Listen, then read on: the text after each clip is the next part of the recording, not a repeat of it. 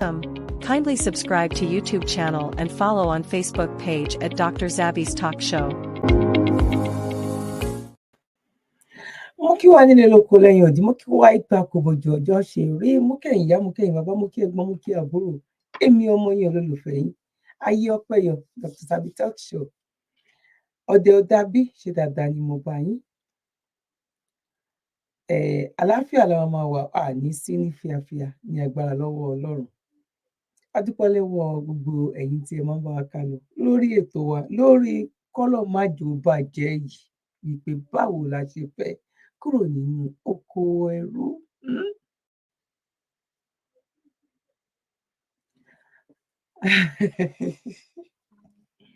Èyí tí alẹ́ ìmú ti ọ̀sán yìí, àárọ̀ ni, ìrọ̀lẹ́ ni, ìgbàkigbà tó bá hùn tó bá bá yín. Eléyìí ò ń ṣe ọ̀rọ̀ ànírọ̀rọ̀ ẹkún, ànírọ̀rọ̀ òṣè lágbára lọ́wọ́ Ọlọ́run. Ọ̀rọ̀ ẹ̀rín ni. Ẹ máa yá mi ní ẹ̀rín, torí èmi náà máa rẹ́rìn. Ẹ tún máa wá yá mi lẹ́rìn. That means to say, tẹ bá rẹ́rìn, ẹ ti yá mi nínú ẹ̀rín ni, màá máa dá padà fún yín lọ́jọ́ iwájú. Ebo ní kí n tiẹ̀ gbà wọlé báyìí torí Ọlọ́run. Ẹ bá wa pé gbogbo àwa tá a máa lọ ń lo holiday ní ilẹ̀ kóòtù òjìrè, àwọn tó máa ń lọ Nàìjíríà, ó jẹ́ pé tá a bá ti délé a máa sọ wípé a fẹ́ change àwọn nǹkan kan a fẹ́ change ẹ̀, a máa gbé wá. Because ibi tí ọ̀rọ̀ ayé tiẹ̀ ń lọ kò tiẹ̀ wá yé èèyàn kankan mọ́ báyìí ni.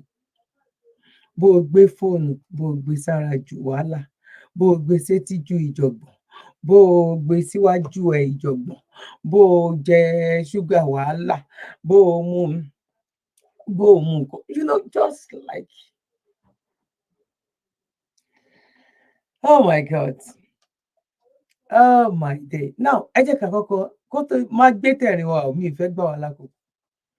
Kí n tó gbé ti ẹ̀rín yẹn wá, ẹ jẹ́ kí n kọ́kọ́ gbé ti yálà ẹni tó wà ní ilẹ̀ Nàìjíríà ni tàbáwa tá a wà ní òkè òkun tá a fẹ́ lọ fún holiday, tá a máa ń fẹ́ pààrọ̀ àwọn nǹkan kan. Ẹ bá wa pè wọ́n súnmọ́ bíbá àwọn èèyàn wa nílé lóko lẹ́yìn òdì. Ẹni kan wá wo fídíò yìí, ẹ bá wa share fún wọn. À ń láti wà very very careful. Now ẹ jẹ́ kí n sáré gbé wá. They have started using polystyrene to make mattresses. Now, this video now I'm about to play is recorded in Ghana. The Chinese company in Ghana, they are producing mattress with polystyrene.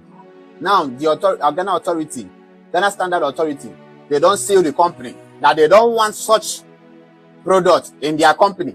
And this woman right here, I must say, is very, very annoying and disrespectful, because the woman is trying to tell the Ghana authority that other parts of the world, they are using polystyrene as their mattress. Before you know it, the woman started making calls, answering calls, where the authorities are talking to her. What an insult. Don't let me not debate. Watch the video. In case you don't know what to be polystyrene, go Google what is the effect of sleeping with polystyrene mattress. You will see it. Just watch. Only China can decide that they want to use a different material. You understand me? Yes, and yes. I cannot come to China and come and manufacture with what 70% of the world is using and tell China government that, oh, look, 70% of the world uses this material, so you too, you must use it. No. Every country decides what material they want to use. You understand me? That is why when you come to a country, you will check what the country's standard is. And the only way you will know is if you go and register with the agencies you have to register with. So if you have come to register with Standard Authority, you will learn that this material, you can't use it for mattress that people lie on in Ghana. Do you understand what I'm telling you? Yes, so if you tell me the world is using it, no, the world can be using it.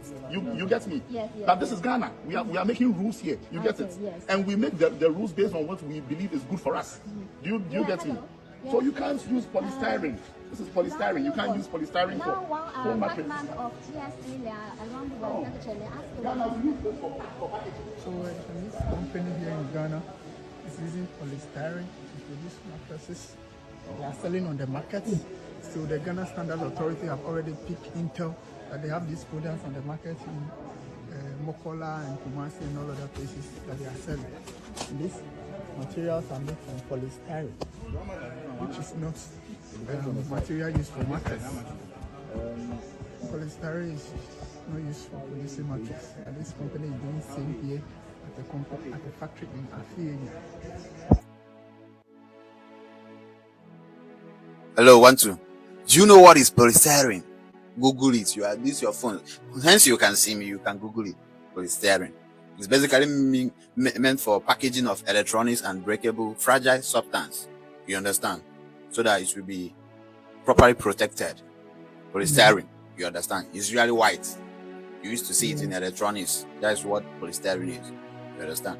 And I saw so many comments from the Ghanaians and some African people. So they were saying that this is what Africa know how to do best. You understand? Destroying what they cannot build. I beg, leave the Chinese, made and continue. Can you produce foam? Can you do this one? You understand? But in that same comment section, I saw so many people that say it's not good. This polystyrene is not good to be used as a mattress. It's not good because of the they say if you continue to lay on a mattress made of polystyrene for 2 to 5 years, you will develop one strange illness that probably doesn't have any solution yet. Yes, that's what I saw on the comment section. I've made my research. You too can still make your research and tell me in the comment section what is the disadvantage of sleeping on a polystyrene mattress so that others can still learn from you. You understand? One love, please share this video, inform others. Check your own. Is it meant? Check your phone. Is it? Wait, may I bring this one first? Check.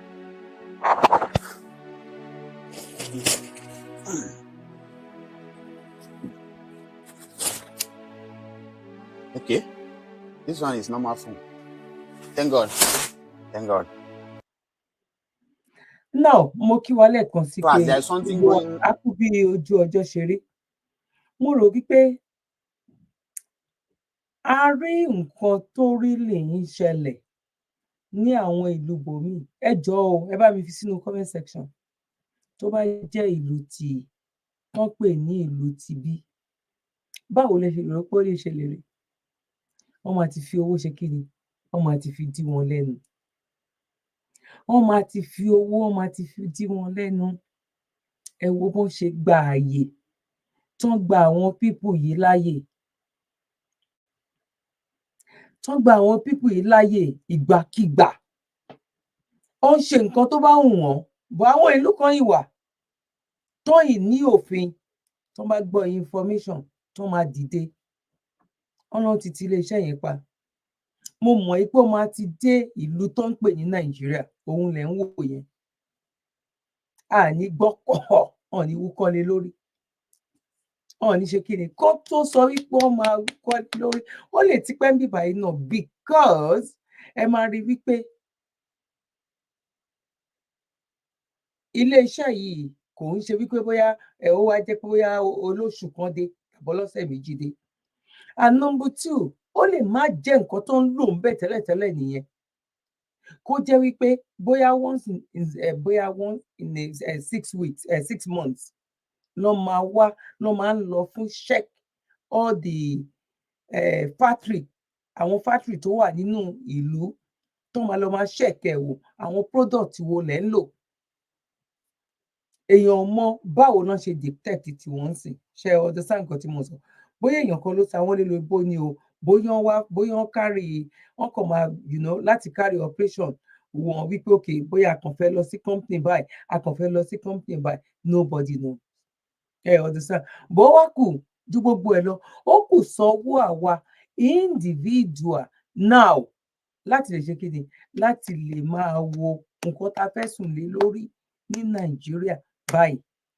Ṣé ẹ mọ̀ wípé Ṣínkó ó tún sọ sí wípé ó ń lò láwọn ibòmíì tó kù kí Ọlọ́run kó ṣàánú fún wa. Now, mo kí wa lẹ́ẹ̀kan sí wípé a kú bójú ọjọ́ ṣe rí. Ẹ jẹ́ ká lọ gbọ́ nǹkan tó ṣẹlẹ̀ sí arábìnrin yìí. Èyí tí a fẹ́ sọ lọ́jọ́ títí òní. Àlá ti sọ́sẹ̀. Ẹ jọ̀ọ́ ẹ torí Ọlọ́run ní Dr. Zabby náà dẹ̀ sọ bẹ́ẹ̀. Èmi kọ́ mo ṣépè fún wọn o. Àwa kọ́ la ṣépè fún wọn o. Àwa ò dẹ̀ ń ṣe pásítọ̀. À ń ṣe ẹni tí ó jẹ́ wípé tó bá di next year kò tiẹ̀ tíì sí àwọn pásítọ̀ gan tó ń jẹ́ irú iṣẹ́ táwa ń jẹ yìí. àwa gan ló yẹ kó máa pè ní ọmọ ẹ̀mí. Yes, iṣẹ́ táwa ń jẹ́ láti inú ẹ̀mí tó dẹ̀ jẹ́ wípé ó yàtọ̀ sí àwọn grandpa kan tó jẹ́ wípé nígbà tí a wá ń lọ lórí bridge mọ́tò wa wá fèsì trailer, you know, trailer yẹn wá ń bọ̀ báyìí but a mọ bí ọ̀nà yẹn bó ṣe wá tóbi, mọ́tò wa kàn gbára trailer yẹn ó kàn gbàgbé kọjá. Ara ìjẹ́rìísí Ọlọ́run náà ló ṣe ń sọ yẹn o, bọ̀ a rí sójúkorojú báyìí. Bọ̀ èyí tí àwa ń sọ yìí táwa ń gbé wa láti bí ọdún 4 ọdún 5 sìn, ojúkòrò ń pojúkòrò jẹ ni. À ń mú evidence proof wá wípé kíní yìí ti bàjẹ́. Pàǹdà leléyìí. Ẹ máa rí wípé nínú àwọn ọ̀pọ̀lọpọ̀ tó ń lọ jó fún wọn, tó ń lọ campaign fún wọn, tó ń gba owó lọ Àbújá, wọ́n ti padà ẹnu tó ń fi jó ń gbà yẹn náà, wọ́n ti padà fẹnu yẹn kọ èébì, wọ́n tún kò jẹ, wọ́n tún ti padà fi ẹnu yẹn ṣẹ́ èpè. Inú wọn wà nínú Think Yoruba First tó ń ṣe 2nd year anniversary ní London. Ìjẹta kọ́ ní bíbá ọjọ́ Sunday Saturday. Ajé Àpínàrà àwọn lọ represent world media ń bẹ. Àwọn tó jẹ́ pé àwọn náà kéde, àwọn tó sọ wípé ẹ jẹ́ ká padà sí nǹkan tí bàbá Awólọ́wọ̀ ṣe o, àwọn jẹ́ ká padà. Wọ́n dẹ̀ ṣe interview fún wọn, wọ́n máa sọ ń bẹ̀ wípé Nigeria is a fake. Nigeria is a gbadagburu. Ìyẹn lẹ máa fi mọ̀ wípé ẹ gbà mí lọ́wọ́ ẹ̀yin bàbá mi, ìyá mi, ẹ tún gbà mí lọ́wọ́ sí nílé, ẹ tún gbà mí lọ́wọ́ sí nílé, àdìmọ̀fò. Aláwa dúró sórí òtítọ́ sẹ̀, a dúró gbàǹgbà báyìí ní. Ìgbà wo ló wá jẹ́ àmọ̀? Kò yẹ yín sìn, bọ̀ a gbọ́dọ̀ kánjú lábẹ̀ tó gbóná. Mo sọ fún yín pé ẹni tí ò bá tó nínà tó bá dènà dè ní, àjẹkùn ìyà ló máa jẹ. A mọ̀ ẹ́ gbà wá lórí ẹ̀tọ́ wa. A dẹ̀ láti ní sùúrù ní sùúrù láti kún ọ̀rọ̀ yìí. Tá a bá ní sùúrù, omi máa ẹ jẹ́ kí n fílẹ̀ fún yín. Kíní kan máa tègbé, ó máa tẹ̀yìn wọnú ìgbín ọ. Mo mọ nǹkan tí mo fẹ́ sọ o. Ẹ má rò pé bóyá mi mọ nǹkan tí mo fẹ́ sọ o. Omi máa tẹ̀yìn wọ̀gbìn tàbí ẹ bá mi parí ẹ̀ ilé ẹjọ́. Mo mọ nǹkan tí mo fẹ́ sọ. Mo ní tá a bá ní sùúrù, tá a bá ní sùúrù, omi máa tẹ̀yìn wọ̀gbìn. Ṣé rí pé mo mọ nǹkan tí mo sọ, mo kàn ra lóhùn lẹ́ni. Now, ẹ jẹ́ ká tẹ̀ wájú, ẹ jẹ́ kí n sọ Ìjẹ̀bú, ẹ jẹ́ ká tẹ̀ wájú. Now, 100 fò aṣọ àti bàtà o ní wàá wọ ọmọ ẹ mọ́ láyé àti lọ́run. Ọmọ olúwo ni ẹ, Sáìdì Bọ́lá Abẹ́òkúta. Ìsínbà ìsìn ò ní wá bímọ láti fún ẹ ní 100 fò. Ẹ pariwo. O ní wàá wọ ọmọ mọ́, ọmọ lélẹ́yìí o. Ọmọ oṣù mélòó ló pé? 5. Kò sí wàhálà, a máa fẹ́ ọbẹ̀ nǹkan tó fẹ́. Aṣọ àti bàtà. Ṣárí níbi tí ilé ayé yẹn níbi tó wá dé, aṣọ àti bàtà àti Android phone. Kẹgbà ọmọ oṣù 5 òun ò ní padà wá mọ́. Ìgbà tó jẹ́ pé bóyá kò tí ẹni tó lóyún gan ò tiẹ̀ gbà tàbí kò tiẹ̀ mọ ẹni tó ní gan. Ó mà ṣe ni láàánú o. Níbi táwọn èèyàn kan tiẹ̀ ti ń wá, níbi táwọn èèyàn kan tiẹ̀ ní òkè káwọn tiẹ̀ wá lóyún yẹn, káwọn èèyàn tiẹ̀ rí pé àwọn lóyún, ọ káwọn tiẹ̀ bímọ yẹn, kán tiẹ̀ kàn pa wọ́n pé ìyá lágbájá. Òun ló di wípé Android phone tó jẹ́ wípé ọmọ 5 years old gan ó ní nílùú òyìnbó. Nǹkan tá à ń sọ yìí ó ti kọjá, ó bàjẹ́. Mo promise yín ní nǹkan kan lẹ́ẹ̀kan, a kàn ṣe warm up ni. Mo promise yín ní nǹkan kan lẹ́ẹ̀kan, mo ní ẹ jọ̀ọ́ ẹ torí Ọlọ́run ẹ máa yá mi lẹ́rìn o, bóyá kémi yá yín lẹ́rìn torí Ọlọ́run, mo fi Ọlọ́run búra. Ṣé ẹ rí pé mo tún búra ń sìn, mo tún wá fi Elédùmarè mo tún fi búra wípé èmi ò rírú eléyìí rí. Wọ́n máa sọ pé à ń tẹ́rù bọ̀ lọ́rọ̀ ni. Èmi ò rírú eléyìí rí o. Èyí tí mo fẹ́ gbé wá yìí, mi ì rírú ẹ̀ rí. mi ò rí because èmi fúnra mi gan mo ń dára ẹ̀rìn pé nínú ayé tàwa yìí náà ó ti wá wọ́ sí tó yìí okay báwo la fẹ́ ṣe báwo lèèyàn ṣe fẹ́ live ní Nàìjíríà ẹ máa bá mi ká lọ kó má dàbí wípé mò ń gbé wá sí is coming let's go there now here we go. Hey! Jesus! Now. No, yeah. Even yeah, the same thing I for me yesterday. Onye na akpa iron bender, afuziri iron bender. Afuziri iron bender. Baba say, "Ewe so na iron bender." Carry am come. Ewe so na iron bender.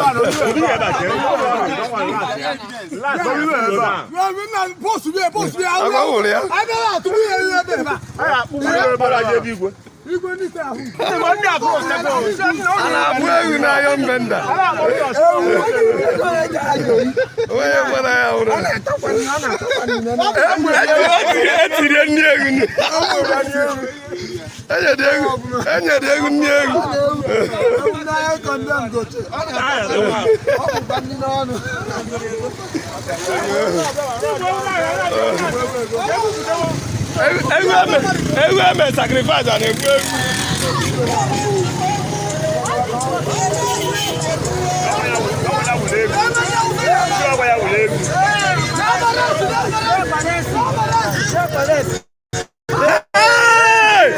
Jesus!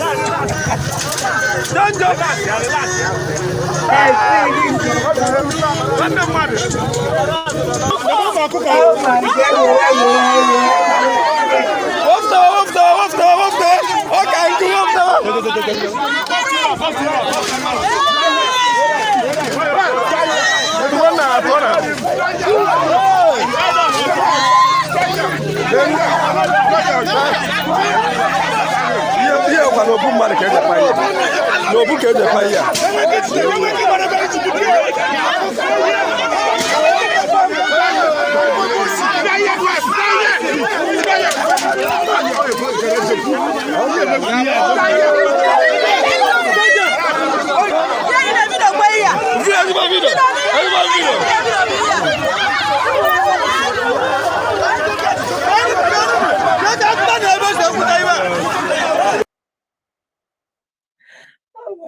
Oh my God.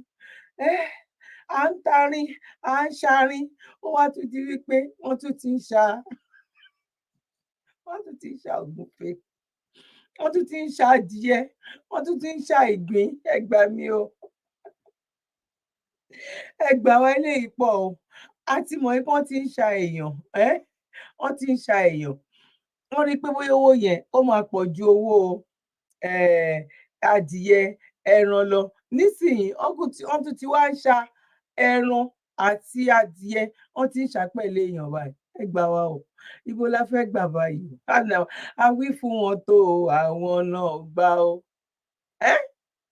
a sọ tó a sọ wọ́n tún ti máa bẹ̀rẹ̀ sí ní wá campaign mi wọ́n tún ti máa bẹ̀rẹ̀ láti wá campaign mi oh my day tàbẹ́mi nìkan ni ẹ jẹ́ àtúntò wò ẹ máa bá mi ká lọ ẹ máa wò ẹ máa bá mi ká lọ. Ẹ máa wò ẹ imagine ẹran ọlọ́kọ́kọ́ rí ìwọ tó lóun ra irin òun ra páànù tó já ó wá di wípé o so ẹran sínú nǹkan tó fi ń tarin fún ẹ èèyàn kan ló kàn máa tajú kan o wípé èwo ní tẹran tó o so mọ́ eléyìí aṣẹ́ran nìkan kan aṣádìyẹ ìgbín oríṣiríṣi oh my God. Everybody ò tiẹ̀ wá kí ẹ everybody ò kí ẹ apanilẹ́kúnjayé everybody ò kí ẹ imagine ẹ wo adúrú ẹran ẹlẹ́ran tó gbé bóyá ọ̀dọ̀ àwọn tó ń ta àmàlà ni o àwọn tó ń ta àmàlà àwọn ní wọ́n so mọ́bì kan káwọn lọ ro àmàlà níwájú wọ́n kàn dé máa wá wọn máa ṣẹ́ ìpè àwọn máa sáré kákàkiri ó ti fẹsẹ̀ gẹ́ ẹ túbọ̀ adìyẹ báwo la fẹ́ sọ̀rọ̀ tó wà lẹ́ ẹjọ́ torí Ọlọ́run somebody help me I need help ẹ là mí lóye jẹ́rí pé ó ti bàjẹ́ ó ti wọ́ọ̀sì pátápátá and I'm pretty sure wípé irú àwọn ẹni yìí náà tó bá mú wọn lọ síbẹ̀, tó bá mú 10 lọ sí police station nínú wọn, 7 òun náà máa gbà sílẹ̀. Wọ́n máa gbà sílẹ̀, 3 tó bá kù ló máa lọ forí ko. Ó ga o, èyí wà lẹ́lẹ́ ò sí nǹkan. Èyí wà lání kò sí nǹkan. Tuntun ti dé o. Orúkọ tó yẹ ká pe eléyìí nìyẹn. Tuntun ti dé o, àrà ọ̀tọ̀ leléyìí o, ẹ gbà wá o. Tuntun ti dé o, àrà ọ̀tọ̀ leléyìí o, ẹ gbà wá o. Tuntun ti dé ló yẹ kórúkọ eléyìí jẹ́. Tuntun ti dé o, àrà ọ̀tọ̀ rèé o, ẹ gbà wá o. Oh my God. Eléyìí kọjá bẹ́ẹ̀. Now, mo tún kí wa káàbọ̀ wípé a kú bójú ọjọ́ ṣe rí. Ẹ jẹ́ ká tẹ̀síwájú, ká máa ṣe ní pápápá. Ẹ̀rí má jẹ́ mi nìṣó níṣẹ́.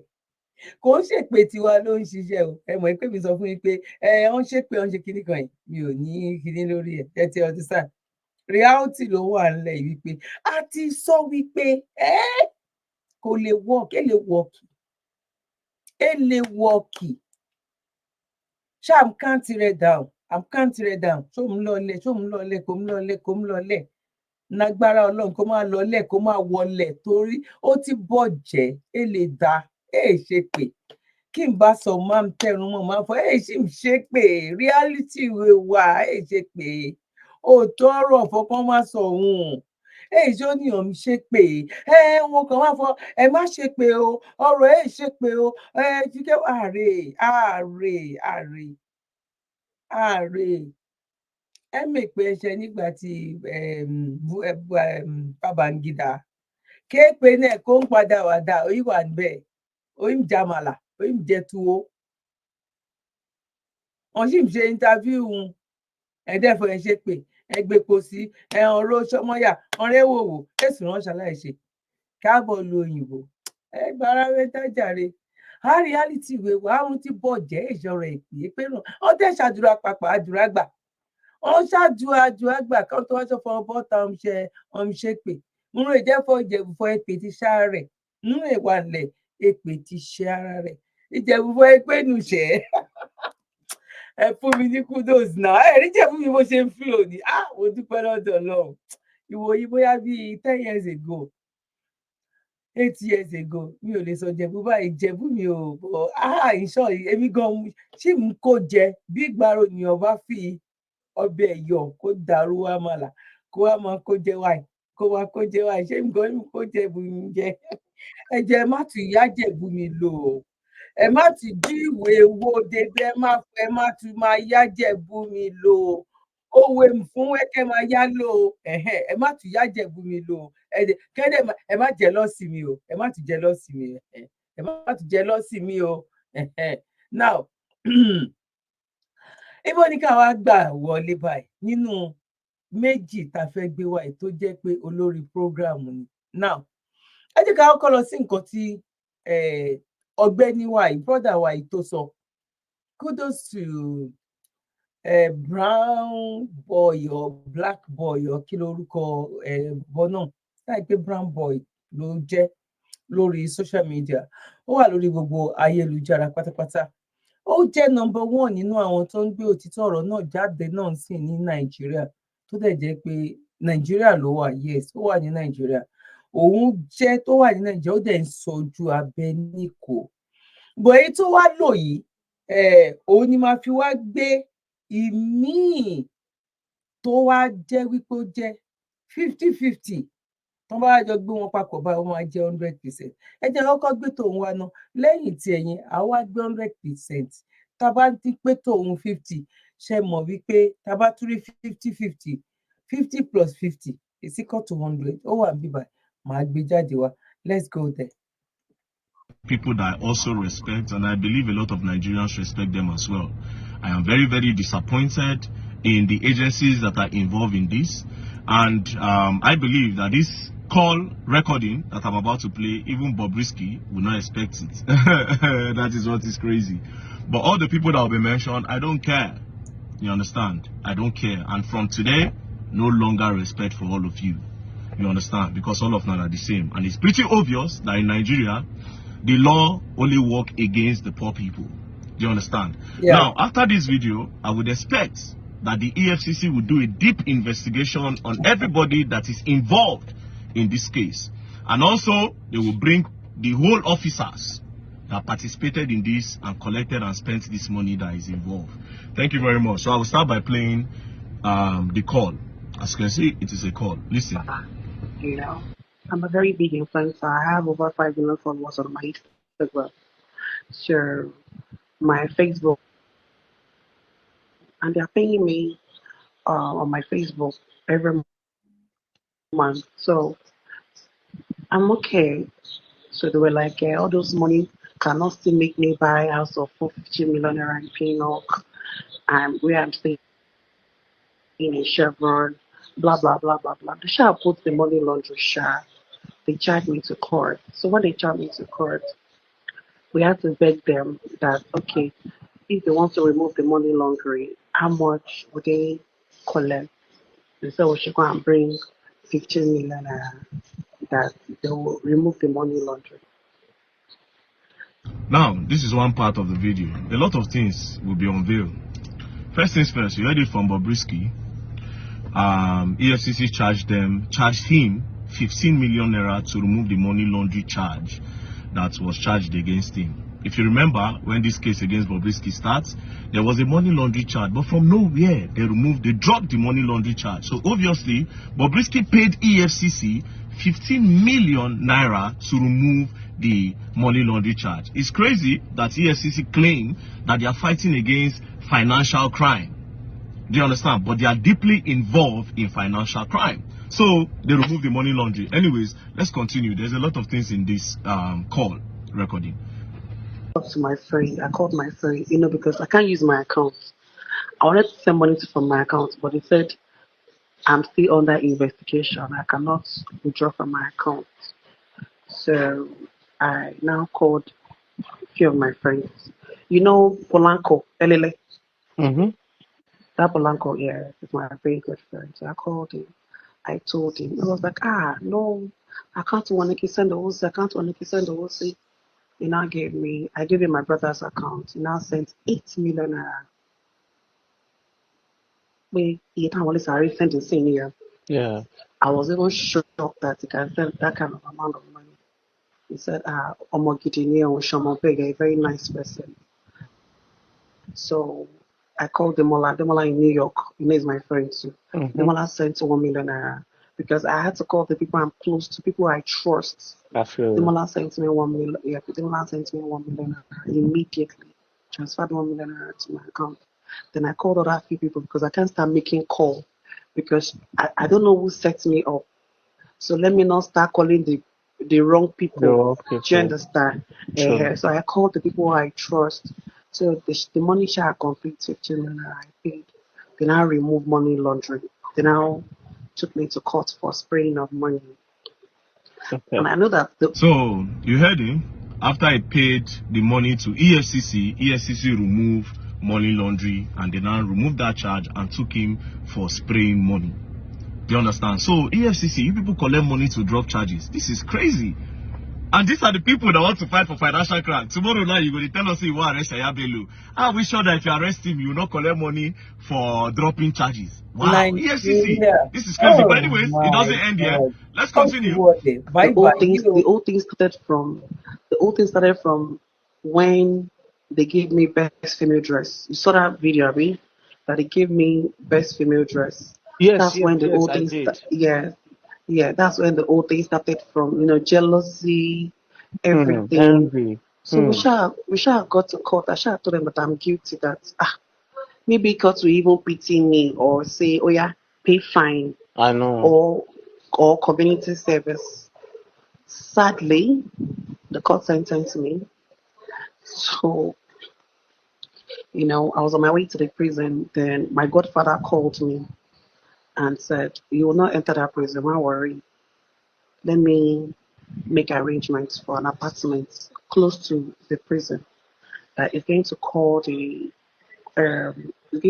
controller in that's overall in Nigeria, in Abuja, and I will talk to them. They shall talk before I come back, they now took me to one apartment that I must not come out till I finish my sentence. That the Oga said they should come out. The Oga said they should come and keep me here. That I mustn't go like enter data, but nobody should know that I'm not there. Yes. You know. So they said the guy will collect money. So he wanted to give them 7. Wait. Who is this Bobrisky's godfather that called the Controller General of Prison in Èmi gan ò wo débi báyìí o, bóyá 2 different video ni o.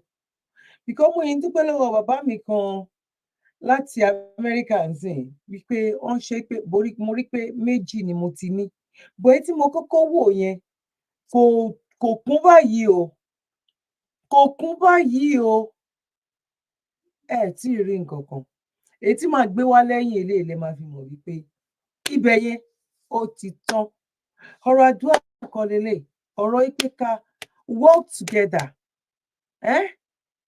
Ká ọ̀nà ọmọ tó bá ṣípà òun nìyí ẹ̀ máa gbé ló máa mọ̀ wípé ebi ń pa òun or whatever. Ó yẹ ká ti gba Yorùbá nation, ó yẹ kí Igboho ti declare, ó yẹ kí kinní kan. Ẹjẹkún ìyá ni ó jẹ ẹni tí ò tó ní ìnà tó ń dìnà dé ní. Ó máa wó, ó ti ń wó, ó dẹ̀ máa wó pátápátá ni. Nígbà tó bá yá, bọ̀ kó má tún wá lọ bọ́ sọ́wọ́ àwọn àjẹgúdújẹrá. Òun ló tí ò bá jẹ́ bẹ́ẹ̀ ni, ó yẹ káwọn èèyàn ká relax, ká fọwọ́ lẹ́rọ̀ ká ní àwọn òye. Pásíkò náà fẹ́ dé. Ṣé kó tún lọ bọ́ sọ́wọ́ àwọn àjẹgúdújẹrá tó ń sọ yẹn náà ni? Àmọ́ àwọn tó wà ń bẹ̀, àmọ́ àwọn àjẹgúdújẹrá tó jẹ́ pé àwọn náà ń dùn wípé àìrọ̀, àmọ́ pé kíní máa ṣe bọ̀. Ó dàbí pé àwa gan náà gan ọwọ́ wa lóyè máa padà bọ́ sí. Ìyẹn ló fi jẹ́ wípé wọ́n fẹ́ pa everybody lẹ́nu mọ́. Torí àwọn náà wà lórí wípé ẹ jẹ́ ká tẹ̀síwájú. Abuja and instructed him that he should not let Bobrisky to enter prison. And the Controller General of Prison now gave Bobrisky an apartment outside the prison. Oh my day. Do you understand? An apartment outside the prison that he should stay there and he will not enter the prison. So Bobrisky didn't go to prison, obviously. Basically, the prison obviously is for the poor men and for the poor masses. Yeah. So this is how the EFCC come and lie to us. Say they don't probe somebody, they don't arrest one big man for financial crime. But they go no go arrest the man, they no go sentence him or carry him. Go give her one lodge somewhere and he no go enter prison. Yeah. This is what is going on in Nigeria. Yes. You understand? The law is only against the common and the poor men. Now only poor man they go prison. Yes, but Bobrisky, one godfather somewhere, that godfather he will come out. And the Controller of Prisons, the Controller General of Prisons, you have to come out and defend this. If not, me, I will continue rubbishing your name online, the Controller General of Prisons. So this is how they call you to remove prisoners. After the court and sentence the prisoner, you will remove them. But that's not all. Let's continue. Like millionaire, I had to call Ile Ti Ya because there's nobody for me to call. Ile gave me 2 million, the balance of 2 million. So now I'm supposed to come out in what's it called? Ending of July next month. Okay. 29. Bad guy. His father is a son. So first reached out to me. His father spoke to me. His father said we can apply for pardon. Okay. That pardon the president because Wait, Faust the bad guy. I can't even believe this. Faust the bad guy contacted Bobrisky, and Femi Falana contacted his father, and his father, Femi Falana, spoke to Bobrisky in order to divert justice. And this same Faust, if this story is true, this same Faust will have the audacity to come out and say he's fighting against the government for oppression, that he wants justice, he wants Nigeria to be better. So that like this, you dey carry yourself. I don't want to believe that Femi Falana will bring himself down to this level. A whole Femi Falana, where be Fela lawyer, where we respect Femi Falana will engage himself in something like this? Wait, what is the relationship between Falz and Bobrisky? Abi Falz said they do? Oh, okay. Who are we to crucify the homosexual? Most of them don't they evolve from time. Everybody is a motherfucking hypocrite, though. No, oh, now that song, they make sense to me. Wait, Abi Falz said they do? This is crazy. Well, anyways, let's continue. Hey, now wow. Nigeria. It's federal that my case is federal. That's so that the federal can actually pardon me. That's the president that he can do it. That if they pardon me, I can even leave here by next week. Do you understand? I don't have to wait till like ending of next month. Okay, so the man started the pardon. He said he wants to send it to the Minister of Justice in Abuja. So Minister of Justice will now send it to President to approve it. But you know Nigeria now, Nigeria with the corruption and everything, they take it fast to him. That the man, the lawyer said they will collect 10 million naira for him to, yes, that pardon will clear my name off the record. Off the record, which is not bad. Yes, that which exactly.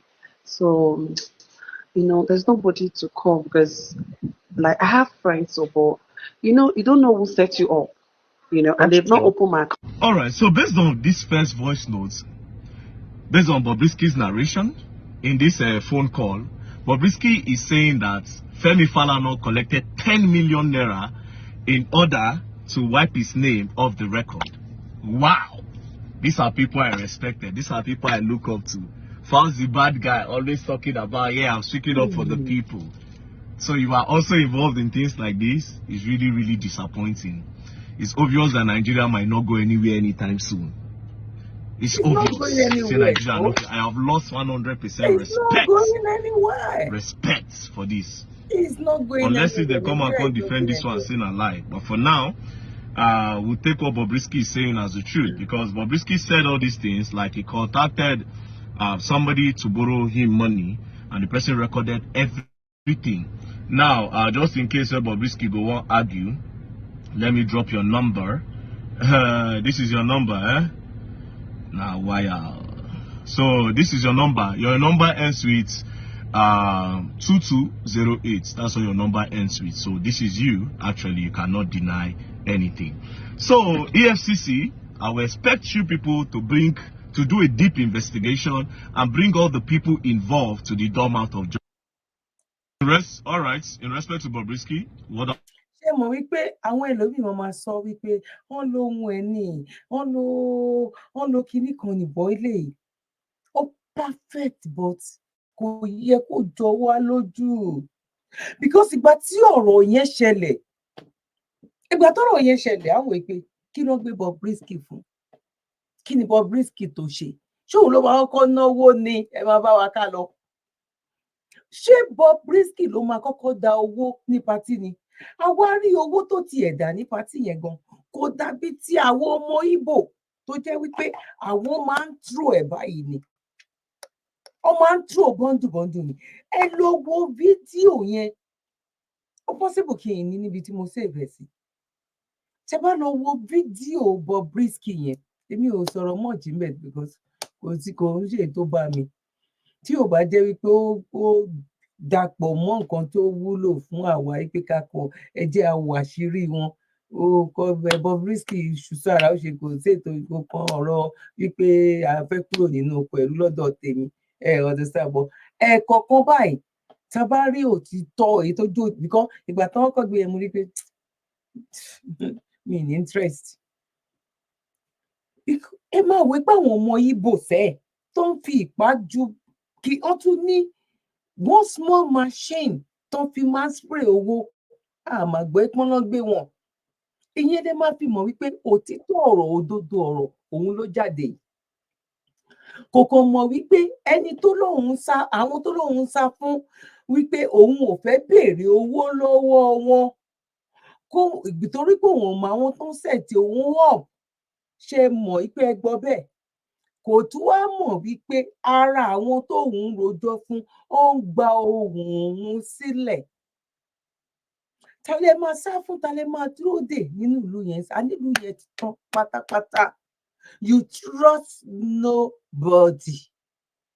Níbi tí ìyá ti mú ọmọ lọ ṣoògùn owó, níbi tọ́kọ ti mú ìyàwó, níbi tí ìyàwó ti mú ọkọ, níbi tí ọmọ ti mú bàbá, níbi tí bàbá ti mú ọmọ, níbi tí tẹ́nàtì ti ń lo láńlọ́ọ̀dù ẹ̀, níbi tí láńlọ́ọ̀dù ti ń lo kinní. Àwọn wo ló fà, ibo ló ti wọ́ wá? Àwọn wo ni ẹ bá mi fi sínú comment section? Bí òun ṣe àwọn ìjọba àti àwọn pásítọ̀ àti àwọn àáfà àti àwọn babaláriwo. Yàyà Bello ẹ̀dẹ̀ lẹ́ ń wá. Ṣebí àwọn ọ̀gá EFCC ó ní Yàyà Bello tóun bá máa fi ẹjọ́ ẹ̀ sílẹ̀, òun máa fi ọ́fíìsì sílẹ̀ ni. On negotiate lọ́wọ́. Yes. On negotiate lọ́wọ́. Yàyà Bello pẹ̀lú àwọn EFCC. Ó ṣì negotiate lọ́wọ́. I'm telling you. That is Nigeria for you. Now, láì má gbára wa lákòókò, tẹ́ máa fi mọ̀ wípé a ní kò èpè kọ́ kò lè dání, kò fẹ́ dání. Àfi kó oníkálukú lọ. Kí oníkálukú ṣe kí ni? Kó oníkálukú lọ. Eléyìí pọ̀. No. No. So we went to his hotel in the night when he invited some of his girls. Because anytime he traveled to Adamawa, he used to do sex party with girls. We as his worker, he said we are his worker, we are the one that will go and buy drinks and bring and meat for them to eat and drink. And mix for them? No, alcoholic, everybody just take it normal to his own taste, yes, sir. So one day, I fall victim of him. I don't know how. He drunked me and sleep with me and have another video with me. After you are married? Yes, sir. After I'm married. The next 3 days again, we are seeing Adamawa. And you didn't know when I he didn't did know it about with the you. video, no, You sir. were drunk? Yes, sir, but I know the one that he have before we got married. Before that one married. is, But yes, this one? This one that he have, I don't even know. He have more than, I don't even know how many of my video he have in his phone. So when he showed me after 3 days, I knelt down before him. I said, why are you doing this to me? I'm married, please. My husband, I love my husband. I don't want to lose my marriage. He would tell me, okay, if you don't want me to release this video to the world, you will go and sleep with my prominent friends. Huh? Yes, sir. He will send you to go and sleep with you, his prominent friends? Yes, that I should go and do video with this. He gave me like 5 people close to him. Go and sleep with them and record them? Yes, I record them and bring to him. Yes, sir. Women, more than 300 women, he have his video. He have their video in his phone, sir. More than 300 women? Yes, sir. Both small girls, 17, 16 years, 20 years, 25 years. Some of the girls, he dated them before they get married, but he still threatened them with the video. Threatening. And up till now, they still go back and see him. Igboho Osha. So we went to Igboho Osha. Iṣẹ́ rẹ̀ ń tẹ̀síwájú gẹ́gẹ́ bí àwọn ọmọ ogun wa bọ́n ṣe máa ń sọ. Ìgbòho ló máa gbà yín lẹ̀ báyìí. Ọ̀rọ̀ Yorùbá nìkan kọ́. Tí àwọn ọmọ Ìgbò táwọn yẹn náà bá ń lọ gun, tí àwọn Yorùbá náà tó wá ń lọ gun. Okay, now ta la fẹ́ lọ gbà lẹ́sìn? Mi rò pé ẹ get nǹkan tí mò ń sọ. Gbogbo pàlàpàlà rédèrèdè játijàti tó ń ṣẹlẹ̀, ta ló fẹ́ gbà wọ́n sílẹ̀? Because àwọn tí ẹ fẹ́ lọ sábà, àwọn gangan adigunjalè yìí. Ṣé mọ man tó wà ní kìíní, ẹ mọ̀ pé ó wà ní House of Assembly? Ṣé mọ̀ pé lára àwọn tó ń gbé fake document, fake certificate wá sí House of, ẹ ti gbàgbé? Ṣé mọ̀ pé òun lọ bá níbi tán ti ń ta toys? Ṣé mọ̀ pé òun lọ bá ń bẹ̀ níbi tán ti ń ta kìíní ti bí? Tó nà wọ́n, tó nà àwọn obìnrin. Ojú ẹ̀ ló wà ń bẹ̀ yẹn, ojú ẹ̀ lẹ́ ń wò yẹn. Ta ló fẹ́ ṣèdájọ́ eléyìí? Ta ló fẹ́ ṣe ìdájọ́ Sulaiman, Pastor Sulaiman? Gbogbo ẹ̀sùn tán fi kàn. Ta ló fẹ́ ṣe ìdájọ́ Bobrisky? ta ló fẹ́ ṣe ìdájọ́ Yàyà Bello? Ta ló fẹ́ ṣe ìdájọ́ ẹni tó gba ẹ̀mí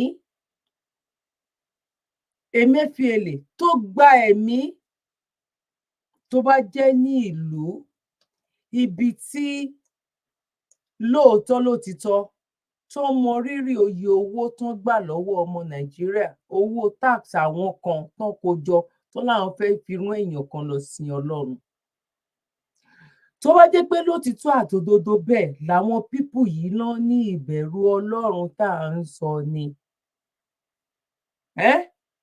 Emefiele kò yẹ kó wà ní Emefiele máa wà in short ó lè jẹ́ bí abroad gan ló máa ti máa jẹ́jọ́. Bobrisky ò lówó kò ní fọ̀n kò lè kan náà 15 million ni Bobrisky ṣe lóhùn wá kákàkiri láti lè sọ wípé òkè ẹjọ ẹ torí Ọlọ́run ẹ bá mi káńsù nǹkan yìí 15 million yẹn ọmọ Emefiele pocket money ló máa jẹ́ lọ́dọ̀ ọmọ Emefiele. Ta ló fẹ́ ṣe ìdájọ́ ti Emefiele? Ìyẹn là ń sọ wípé kò sí justice bó ṣe lè hùn kó mọ nínú ìlú yẹn. Ìlú tí ò bá dẹ̀ ti sí justice ó máa wọlẹ̀ ni.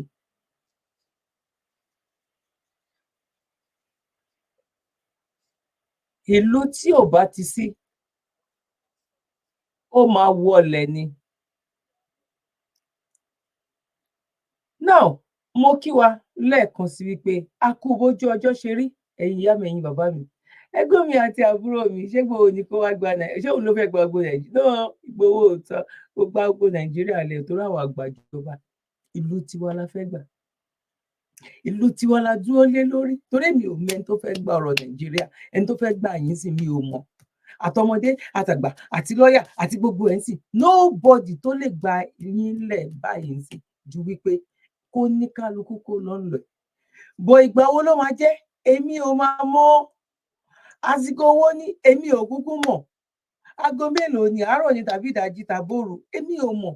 Bọ̀ nǹkan tí mo mọ̀ wípé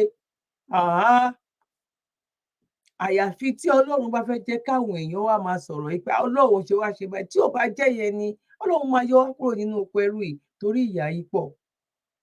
Ìyà yìí pọ̀ ó ń dàbí pé bóyá àwa tá wà nílùú òyìnbó ló mú lára ló ń kan lára ó nídìí ìyá mi àti bàbá mi ó nídìí yes there's a reason for that ìyẹn tó dọjọ́ mi.